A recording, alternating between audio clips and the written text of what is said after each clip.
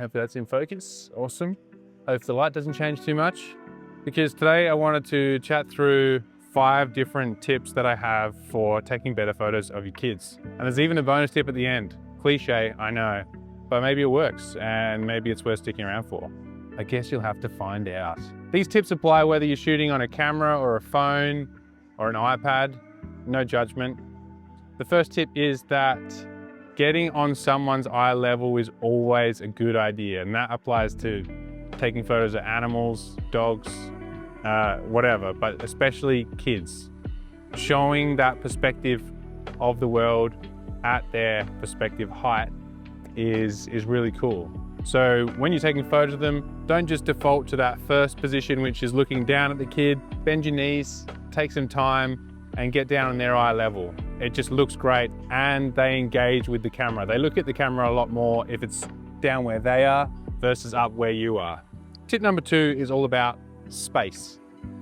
You want to be nice and close up for a bunch of pictures, and you also really want to show the context. So try and do a bit of both. Kids are doing little things in their little worlds. So it can be really interesting when you get up close and you get to see their huge heads up close and their little squishy hands at whatever age they may be, doing a task, doing an activity, or just engaging with you. The other thing that I think is overlooked a lot is giving them a bit of space in the frame.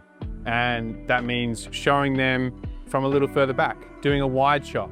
Showing both perspectives can be really powerful. It's also just a really good habit, because having a close-up of the activity, a wide of their environment and where the kid fits in it, or kids, or dogs. I guess this applies to dogs. Maybe this is kids and dogs.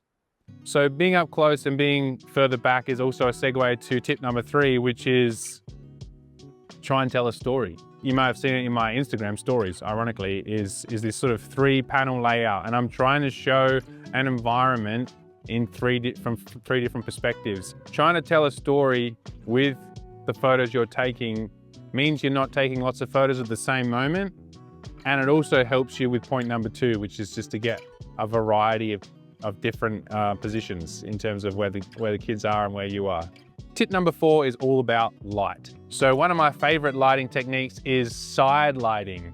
Try and put the big light source to the side of whoever you're shooting or whatever you're shooting and play around with it. Whether it's like straight behind the camera, or whether it's sort of again to the side but behind the person, is where it gets a bit nerdy. So when you're taking photos of your kids, try and use the light as an important ingredient in your shots.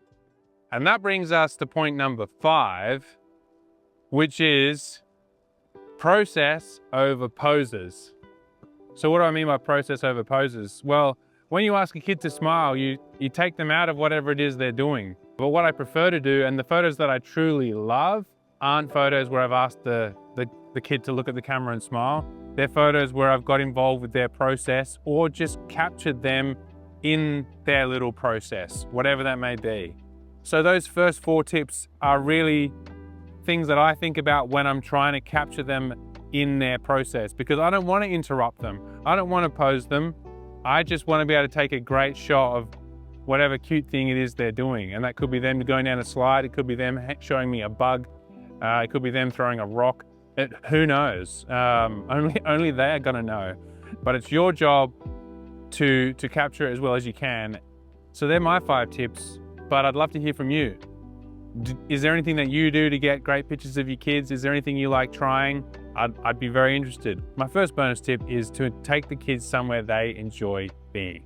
Somewhere that they're gonna get into that process. Take them to a playground, take them to a park, take them to buy some ice cream. If this isn't a photo shoot that you're trying to pull off with your kids, then don't worry about the boogers. Don't worry about spilled ice cream on clothes. Don't worry about the mess. To me, that's part of the story. And I'm trying to show a story every single time I capture photos. I'm trying to tell a story. Maybe your story is my kids are always clean, and that's great. But no one believes the story. Photos of kids having fun, making a mess, they're great. And they're part of the story. Hope you have a great day. Ciao.